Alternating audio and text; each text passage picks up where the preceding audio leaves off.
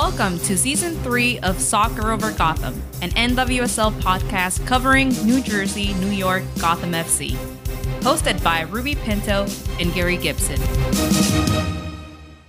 Welcome to episode 79 of Soccer Over Gotham. This is the last episode before the World Cup, and we have another great show for all of you.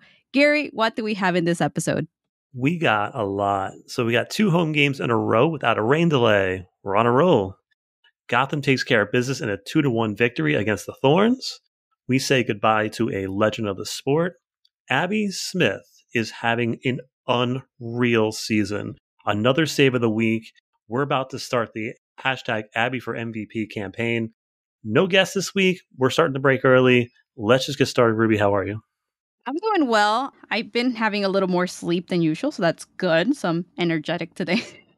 That's good. But I have a question. Why is summer going by so fast? I still haven't had a chance to go to the beach, so I don't have a tan. I feel like this summer is about to be over, and hopefully I get to go to the beach soon. Do you like the beach? Do you like going to the beach?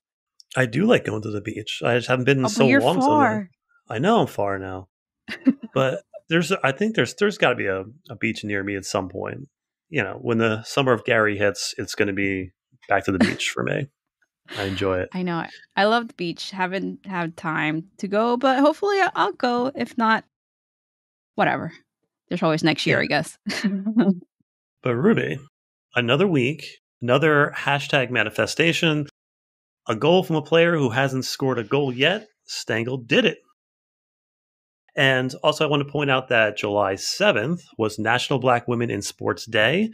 Shout out to all the women of color changing the sport for all of us, especially our friends Diaspora United and Shea Butter FC podcast, and friend of the show, Nubia, of course. Yes. There's so many. We aim to feature more Black women's voices on our show. That's a promise we make to you guys, and we're hopefully going to keep it. That being said, when we return from the break, our first guest to help us cover the U.S. women's national team is Renee Washington of MSG Networks. Super excited. All right, let's go to a podcast update. Our recording schedule is going to be all over the place for the World Cup. The only way we can get episodes out with 2 days towards game days is midweek Challenge Cup games, all the other stuff that's going to throw our way. However, I can't wait for our guests. It should be a fun experiment. We'll try to get the notice of when our episodes are coming out soon. Yeah, we're going to do our best. And yep, it should be fun. We started this podcast 2 years ago. So this is the first time we're covering the World Cup. And the U.S. women's national team is the team to beat right now as they're looking to get a three-peat. I am super excited for this World Cup and just to talk about the games, give our predictions, and just share perspectives with our guests. Yeah, it's a good way to take the show in a new direction, and I'm excited for it. But let's get over to some team news. Naomi Kawasumi agreed to a mutual release from the roster with the team. One of the best players to ever do it. Every player should take note of how much of a professional she is. She made everyone around her better. An honor to watch her work. A legend of the sport. Her run with Japan to the World Cup is one of the greatest sports stories of all time. She's an incredible athlete, and we're better for her watching her play. Yes. That World Cup was very emotional and very, very inspiring. Not too long ago, Endo from Angel City recently said that when she was younger and the tsunami hit, she was thinking of quitting playing soccer. And then Japan won the World Cup in 2011. Look where she's at now. She's going to a World Cup. It's just amazing. Yeah, she's inspired so many people, and myself is included in that. And Amaros says, I never imagined that I was going to be able to coach someone like Naho. I hope every coach has the experience to have someone like her on the team. Naho has made me better, has made our staff better, has opened many eyes on how a team player needs to be. And on top of that, she's an unbelievable person. Agreed. She really is unbelievable. And, this season with the change of head coach, Kawasumi has not played many minutes. So it is understandable that if you feel that you're not needed or you do not fit the new style of play, you want to leave the club and just look for a new team that will give you minutes. That's understandable. I mean, she's a really good player. Her vision of the game is incredible. A true legend, like you said. Yeah, it's a little sad because she was this was the end of her contract. She only had a Yep. couple more months left, and I really wanted to send her off with this team with hopefully some type of hardware, but it is what it is. We wish you luck, Naho. All right, we're here to break down a game, so let's go ahead and do it. On the injuries, Amani Dorsey is still out. Sabrina Flores still out with her foot. Taylor Smith is still on the disabled list 45-day list for her thigh. Taryn Torres is still out. Questionable is Kristen Edmonds. And international players we're going to be covering in the World Cup are going to be Ifeanyi Manu, Sinead Fairley, Berninia, Lynn Williams, Christy Mewis, and Kelly O'Hara. Onto this formation, this is where it gets a little bit interesting. We have Jenna Neiswanger, Krieger, Jean, and Freeman, the same back line as last week. In midfield, we have Ali Long, Delaney Sheehan in the 10, and Neely Martin.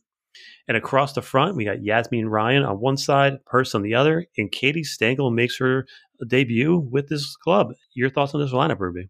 We have Stengel in the starting lineup. Honestly, I wasn't expecting this. It was unexpected to see her starting so soon, but it does make sense considering that she's here on a loan for a limited period of time. It's nice to see her there. Gotham has to capitalize on her skills and make the most of her presence while she's in with the team right now. Yeah, she's fit. Let's get it going. I didn't think there was any real surprises here. I was just kind of expecting Stengel to start. Amros likes what he sees in Freeman at right back. Welcome back, Mitch, to the starting 11. Again, let's go, Katie. All right, let's give our overall thoughts and takeaways. Before we start, I'm driving an hour and a half, and because of the rain, it's about an hour and 45, close to 2 hours to get to the stadium. I get there at 5:15. I'm like, just in time. I'm walking in, and I hear a roar. I'm thinking, do they have the U.S. Women's National Team game on the monitor or something? Then I start hearing drums, and I'm like, what is going on here? How long did it take me to get from my car to the stadium? I get on the concourse, and I see it's like minute 6. Yeah. Nobody tells me anything. It worked out in the end. And oh, yeah, of course, when I got to my seats, there was Portland fans in there. So, Ruby, I totally missed the almost red card in Bixby early in the match, where she took Ryan out, which was way outside the box. Anyway, much of the first half, Gotham is not really pressing, but still playing a very high line. Very much like Houston played under Amoros, high and wide wingers, sending in service to the 9. Long gets one off of a wild deflection, and then Stengel nearly gets one off a wild shot, ricochet, hits the post. This was an energetic an attack as we've seen all season, just shooting from anywhere. And Midge puts on an absolute show. Again, welcome back to the starting 11, Midge. We missed you. Chances on both ends. It was pretty open. Your thoughts on this wild first half, Ruby? Love this game. But first of all, only 6 minutes into the game, and they took your seats. I know. That's funny. I Of mean, course I did. at least wait like 20, 30 minutes, just to make sure no one's going to come and like kick you out of the seats. I don't know. Sometimes that's what I do. But don't tell anyone I said that. Yeah. Anyway, moving on to the game. In her first start since returning from injury, Midge Purse had a fantastic performance. Her speed and goal scoring instincts were evident, even though she was not able to score, which is sad because, like you said, she put on a show. She was shooting from everywhere. She was trying and trying and trying, but nothing came out of it. However, as we mentioned last week on last week's episode, it is important for Midge to have support in the attack. She's like a video game. She can just the ball is just stuck to her feet and she can just get around players and you can't knock her off the ball. She's got a great low center of gravity. She's just incredible. She put it all on display in that first half. These first halves have been the past couple games pretty slow, but not this one. This one was action end to end. Yes, a lot of action. And I really like that when it's like back and forth game because, more excitement. Like if they score on you, like try not for them to score on you. Like it's just so good when that happens.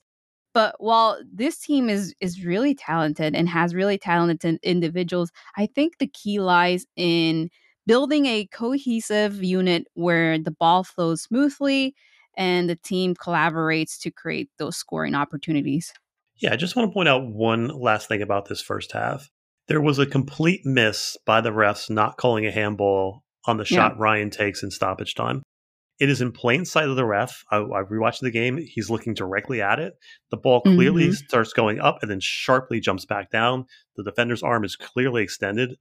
I think the ref just wanted to get the halftime, maybe. But if looks could kill, look at Ryan. Did you see the pictures I put on the notes? She wanted to kill the ref, but let me tell you, I think yeah, yeah, she's like staring him down, like mean mugging. If you guys want to go check it out, it's on minute 45, and it's like into the additional 4 minutes, the third minute. Anyway, I wanted to add to this about the ref. Like some of these calls, he was a little soft. Like you said, the call on Bixby, to me it was probably a red. But I guess it was like the beginning of the game, you don't really want to be that harsh, so he gave her a yellow. And then all these handballs, those handballs like were evident, and he was like, "Nope, nothing." So yeah, I think we probably would have ended with like 3-1 if. So why do we have a bar? That's my question now.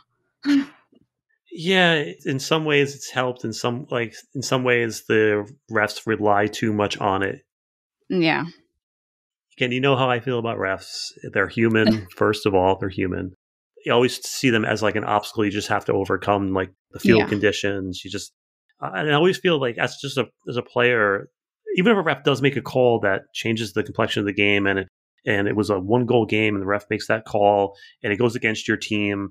As a player, I'm always in my head going like, why did I put the ref in a position where he could do that to me, Uh, right? yeah. So I always like put it on myself and not the ref. So that's kind of the way my perspective is on refs. But let's get over to some player notes. Freeman, I think, has been a fine right back replacement. I thought this was a competent performance thus far. And I feel that an underrated skill of Mandy is her passing range. She's always one of the top progressive passers on the pitch. If you go to Twitter at OverGothamPod, after every game, I post the post game stats thread, and I rely a lot on Ariel Dior. And she puts these beautiful pass maps together and progressive pass maps. And you can see for the past couple of games, Mandy's been one of the top progressive players on the pitch. And what a progressive action is one anything with a pass or a dribble that brings you 25 yards closer to the goal than when you started. That's really important because it brings you closer to the goal. And Mandy is a really great player. And she's been a consistent player. I mean, in 2017, she was selected number 10 overall pick in the 2017 college draft. She made her NWSL debut that season with 21 appearances. And during those matches, she made 1 assist, had 71 clearances, 14 blocks, and 42 interceptions. Then in 2018, 21 appearances, 65 clearances, 15 blocks, and 40 interceptions. 2019, she had no appearances due to injury. And then she was back in 2020, but she only had 4 appearances. But she created nine clearances, 3 blocks, and 3 interceptions. And then 2021, throughout the regular season, she played 11 matches, making 8 starts. And during these matches, she posted 31 clearances and had an 85.7% passing rate. I mean, amazing. Now in 2022, she appeared in 17 matches and she started in 16 of those. Yeah, she's perpetually underrated. This matchup that I was most concerned about last game or last week when we talked about it was Weaver versus our right back. I think she passed the test with flying colors. Yeah, she did. On to the second half. Much like the first half, it's continuous action end to end. Abby makes an unreal kick save on Klingenberg early. Then, what a goal. Nice swanger again with beautiful service. Midge, I don't know how she got her body around to get that ball on frame. It was a looping header. Bigsby fumbles it. And then, welcome to Gotham. Katie Stengel finishes the play. Gotham takes their foot off the gas a little bit after this, kind of just dares Portland to come forward. Portland gets one back after Gotham gets a little too complacent. Kawasumi comes in late in her send-off match, and Gotham gets the big home win. Your thoughts in the second half, Ruby? Swanger came in really clutch in this game. And you know what? I am so excited to watch Stengel play for Gotham these couple of months. And I kind of feel sad because it is only going to be for a few months, especially since she made such an impact on her debut with Gotham. I mean, 3 points for Gotham. That's a great way to start the season and also a great way to send off Kawasumi. Certainly is. This game was a little bit too close for comfort in my book. I think the Red Bulls had superhero night on Saturday night in that arena. The real superhero in that arena was Abby Smith. What an absolute amazing performance. Yeah. I mean, both keepers made just enormous saves. But once again, Abby Smith proves to be instrumental in securing another victory for Gotham. She made exceptional saves and she deserves all the praise. But, at some point, you have to ask, where can defense improve to avoid all these crazy saves Abby has to make like every game? Yeah, but she's coming out big and she's Yeah. quick off her line and she's taking the right angles and she's just doing all the right things. And what a season she's had. We're going to get to that a little bit later as well. But I think that Martin has been quietly doing her job. She's smart on the Mm-hmm. ball. And who doesn't love a long throw in specialist? Yep. Let's get to some player notes. If anything, having Katie highlights the need for this team to have a true number 9. Delaney isn't really a 9, but we're trying to make her one. Lynn isn't a true number 9. She's played her entire career as a dual 9 with McDonald as an example. She floats wide, she drops in the midfield, sometimes all the way back into defense. But Stengel didn't do any of that. She stayed central. She occupied the center backs. She got physical with them, was a big target on a lot of crosses. She's a presence in the box, held the ball up. Players could run off of her. And the goal, pure striker's goal, she just stayed alive and followed the shot and got to the second ball before everyone else did. Her ability to anticipate and react quickly in the box, it was really crucial in securing the goal. It's impressive to see her effectiveness and just bringing a different dimension to Gotham's attack. Um, I mean, Midge had a similar situation where Stengel shot the ball and it deflected on the defender. Midge was in front of goal and the ball kind of lands near her, but she was not ready for it and she did not anticipate it. So, I mean, they were both similar yet different, but I just want to highlight the importance of being aware and anticipate the play. I mean, overall, Midge did fantastic, but just pointing out the little details. Yeah, that shot that Katie took was on frame before it got blocked. That would have been a Mm-hmm. second goal for her. But let's just talk about Midge again. Can we? She's one of the few players that where as soon as she gets on the ball and turned, the defender immediately goes into backpedal stance because Midge is going to drive at you and she's going to beat you. Yep. Again, every time like Midge comes like that, I just think about the meme with the train and just like Mm-hmm. running over the school bus. I'm just so happy to see her back with the team and just doing her thing.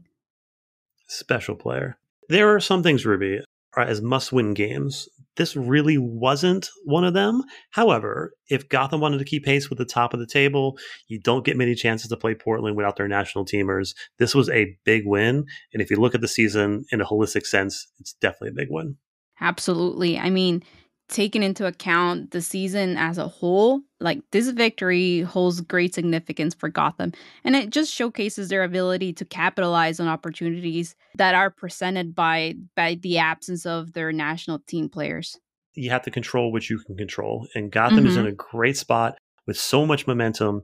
A week or two ago, I thought the Shield was pretty much out of reach. I'm starting to feel like the Shield could come home. This is the home stretch. We are 1 point from first. Imagine that. Worst to first. Let's do it. Let's win everything. Let's go. Let's go, LFG. I mean, we're closer. We're getting closer and closer every week. If they are able to pull it off, it will be epic. Yeah, we all deserve it. The players I do, know. the fans do, and guess what? We deserve it too. I know. All right. Let's go back to Katie Stengel for a little bit. I think we see the next evolution of this roster is, I think, getting a true 9. It allows Williams to float outside, Midge on the other, Ryan as well. It frees up Lynn to do what she does best. I like that. I like Stengel. We got to do whatever we can to get her to want to stay here. I know. I was just thinking that, like, is there any possibilities to, like, keep her for a year or two. I mean, she's incredible. If not, I think we will have to start looking into the college players to see who fits that 9 position. Yeah, indeed. It was a really nice send off for Kawasumi, letting the number 9 play in the number 9. A great little ceremony after. It really seems like a mutual decision by both parties, which I was initially skeptical of.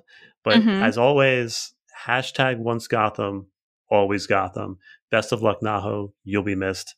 That video with Cloud9 was special. Oh my god, the video was amazing of her just coming to where Cloud9 is and just dancing and singing with them. It was amazing. They gave her some flowers. They were beautiful. And I think it was, like you said, it was in the best interest for both parties. I mean, Mhm. Kawasumi was an important player while she played for Sky Blue and Gotham. And one unforgettable moment during the 2020 Challenge Cup was when Sky Blue faced the Houston Dash and Kawasumi scored an incredible goal from nearly half of the soccer field. That was amazing. Yeah, that was incredible. Took it down, one touch off the bounce. Yeah, that was Yep. beautiful. Let's get some post game quotes. Ambrose says on Jenna Neiswanger that she's adapting to the new position, which is not so new anymore. But I think she's one of the most dangerous players, if not the most dangerous player at the midfield position. I don't know if anyone is creating as many goals as she has from that position. And being a rookie, she deserves a lot of credit for the effort and the work that she's putting in. He is very, very talented as a rookie, and what a great draft pick for Gotham that she has been. She's shown all her talent since the beginning, and she has scored 2 goals. And she kind of reminds me a little bit of Didasco. The only difference is that Jenna has a powerful kick, and her kicks are dangerous. At this point, all I want is for her to score more goals. Yes. Speaking of Jenna scoring goals, Ali Long said on whether the goal went in before she touched it, she said, okay, no. Was it already in? No. Was it going in? Probably. Wanted to make sure there wasn't a defender coming to clear it off the line. Sure, Ali. Hashtag Jenna was robbed. I stand by that. That's a hill I'm going to die on. That was Jenna's goal. I'm mad. I mean, controversy. Whose goal was it? Is this another like the white gold dress, blue black dress? I don't know what colors it were. Anyway, I mean, from from some angles, it looked like it was Allie's goal, but then from another angle, it looks like it was totally Jenna's goal. At the end of the day, it was Gotham's goal. Yes. I've had that happen a bunch of times during my career. But that kind of sucks, right? Yeah, it Yeah, you does. do feel robbed. Like you feel Yeah. robbed. Like that was my goal anyway. Yeah. Yeah. The next day of practice, you just have to make it up to the player. Yeah, like like sorry, dude. Yeah. All right. So, what are your stats of the game? So, I mean, this game was incredible for Abby Smith. So, Abby Smith with 4 huge saves and with 3 saves inside the box. She's just killing it. She is killing it. And she was I would say maybe a dozen or so votes away from getting the player of the week, too. I'm mad about that. But anyway, she got another save of the week. How many has that been? I lost count by now, Right? but I'm pretty sure she's on the top of the list right now of like goal like saves of the week. Yeah, has to be. My stat of the week is that we scored on 2 big chances. Remember that from last episode? Woo! Yeah. We scored, but still no goals from a corner. All right, we'll get that next time. A new segment alert. We are going to be adding in Jenna Tonelli's dominance meter. You should all know what that is by now. If not, go to Twitter. It was a 4 candy corn out of 5 dominance scale win for Gotham. And that's not bad. The thing about Jenna's scale, it is undebatable. Jenna would say Gotham had a dominant game. But this is really cool. I mean, you guys have to go check it out on Twitter. This Jenna Tonelli's dominance scale. Some people were saying just name it the Tonelli scale. I think that's short. It's nice. I love it. And you know, candy corn season is around the corner. But for Jenna, it's just all year round. Yeah, it's a work in progress. We'll get there. Player of the week. Let's get to our player of the week. On Twitter at OverGothamPod, fans chose Smith. Thanks to all the fans who voted. Do you agree, Ruby? Absolutely. Abby Smith is having an incredible season, like we've been saying this whole show. I mean, she's been making these tough saves. She's been winning saves of the week. I mean, just tough saves week in, week out, keeping Gotham in the game. And also, she's been a big factor why they will make it to the playoffs. Yeah, she's playing out of her mind. I think she's the goalkeeper of the year right now. I don't even think it's close. She made a big time save in the first half. And you know how we're always saying that like Abby makes that one save each week? Like I was Mm-hmm. thinking to myself, well, there's that one save she needed to make. All right, we're done. But in the second half, she made two more saves, a save of the week candidate saves. It was incredible. She's unreal. But the question is, Ruby, it's never been done before in the league's history. Can Abby be the first MVP of this league as a keeper? Hashtag Abby for NWSL MVP. Let's get it going. MVP. MVP. I mean, anything is possible at this point. Like we've been saying, it's she's just had an incredible season so far. So I mean, it's possible. I think it's possible. If it's any season, it's this season because all of the national team players and all the top scorers are away with the national team, so they're not going to be scoring as many goals as they would if they played the entire season. So there is an opening for Abby to sneak her way in there, and I hope she gets it. But yeah, let's go, fans. Let's get that hashtag starting, and we'll start nudging the NWSL in that direction. But let's get to the standings, Ruby. What we got? So it is week 15, and the standings are as we have in number 1, North Carolina, number 2, Portland Thorns, number 3, Gotham FC, number 4, OL Reign, number 5, Washington Spirit, number 6, San Diego Wave, number 7, Louisville, number 8, Orlando Pride, number 9, we have Houston Dash, number 10, Angel City, number 11, Chicago Red Stars, they move up one spot, and number 12, Kansas City Current. So Gotham is slowly climbing to first place again, which is a result of their hard work, honestly. And right now, currently, players are on break, and the next time Gotham plays, it's on July 23rd. The next 4 games are going to be Challenge Cup matches for Gotham, so we will not see this table move until August 18th when regular season matches restart. Chaos never escapes the NWSL. And this season, early in the season, I was thinking those top 6 teams are going to separate at some point and then take off and then drop those bottom 6 to the bottom of the table and just leave them there. But man, this has Mhm. been craziness. All these teams are so packed together. That's why Yep. I think it might be wrong on my 33 points because it's just been like nobody is just pushing themselves and getting away from this pack. It's been so tight. It's very, very interesting. I mean, Racing is 2 points from the line. We are 1 point from first place, and the team below us, even San Diego Wave, 4 points below us, and they're number 6. So it's just so crazy how tight this table is, and incredible. And speaking of that, every top 6 team faltered without their national team players this week, but we didn't. Well, that puts us in a really good spot. Again, 1 point from first. That it was a big, big win. Again, we're talking about those calculations. I may be off a little bit, but let's keep going anyway. 25 points at this point. 8 points from 7 games to hit that 33. We can almost Scott Parkinson our way to the playoffs. Let's not do that. Yeah. Also, Ruby, I think there's 7 games left in this season, and no teams have a game in hand, which is pretty crazy for this league, and hasn't been that way since we've been covering it. Last season, we had 4 or 5 games in hand at this point. Yep. Yeah, and we were really counting on those games in hand. I mean, they didn't really work out, but it gave us hope. But Mm-hmm. by now having like everyone played 15 games and no games in hand, I mean, that's called progress to me. And hopefully next year we get the schedule earlier and not 1 day earlier like this year, but at least a month earlier, please. Yeah, progress, but still chaos.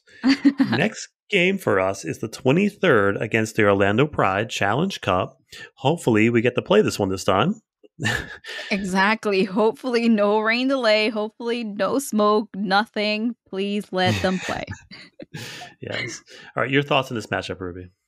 Messiah Bright is a dynamic player. She is the rookie with the most goals this season. So far, she has 4 goals, this team is just slowly climbing to the top of the table. I think they are like a team that doesn't give up, and I think that we're in good shape and we should be able to win this. I'm going to say 2-0. Gotham's going to win. Okay. They are, as you said, a feisty bunch. And I thought they would be a little bit more harmed by their national teamers because they relied on this so much with Yep. Adriana and Marta. But they're still fighting. And now their players been stepping up. And it's been interesting. They just beat Washington 3-0 and OL 1-0. It should be a good one. They will be home in this one. Mhm. But what are we manifesting during this break, Ruby? I'm just going to keep manifesting for a goal from Midge until she scores. She's been so close and she's been trying so hard. It's just right for her to get a goal and keep manifesting. What about you? I am manifesting sleep for myself I during this mean, break. that sounds good too. So far, you've been on point with your manifesting. So I'm pretty sure I see some sleep in your future. Okay. I hope so.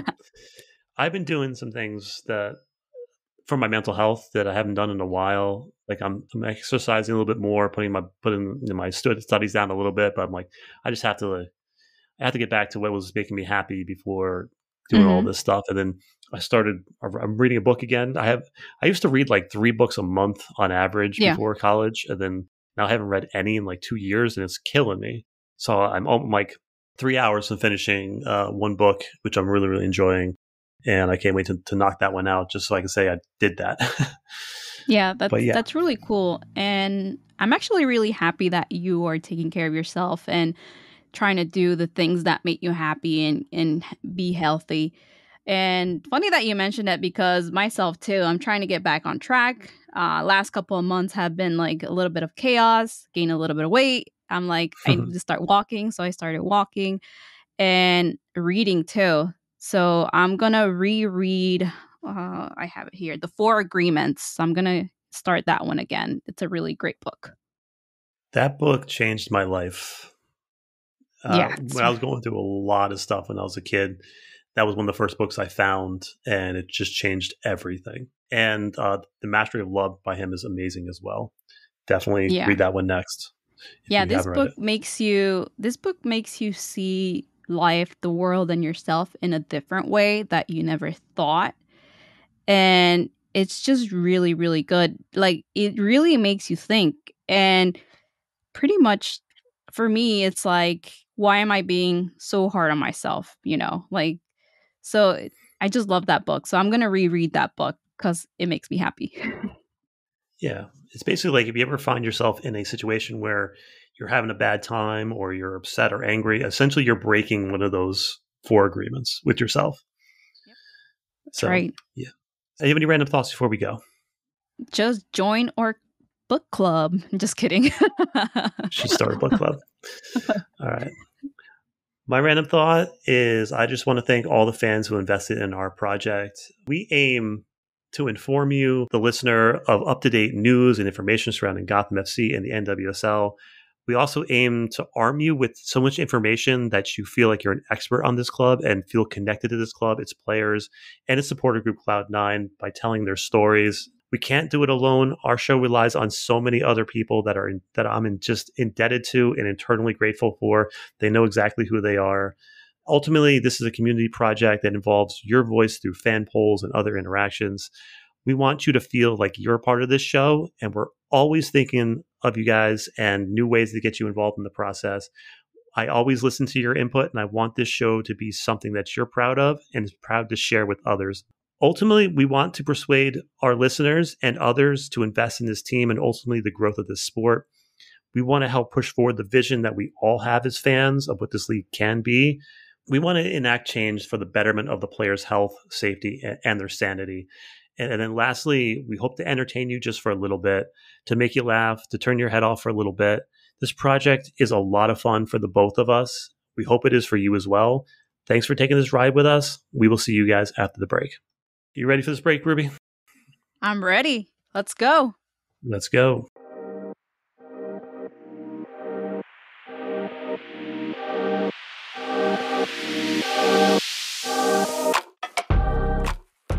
Hi, everyone. This is Gary. Thank you for listening and supporting our project. Here are other ways you can support the show and connect with us. First, word of mouth is everything. So please share our show with anyone who might listen. Also, please rate us 5 stars on Spotify and review us on iTunes. You can purchase our merchandise at the TeePublic store. Join in the conversation on Twitter at OverGothamPod and Instagram at SoccerOverGotham. Lastly, you can email your thoughts and questions at soccerovergotham@gmail.com. Once again, thank you.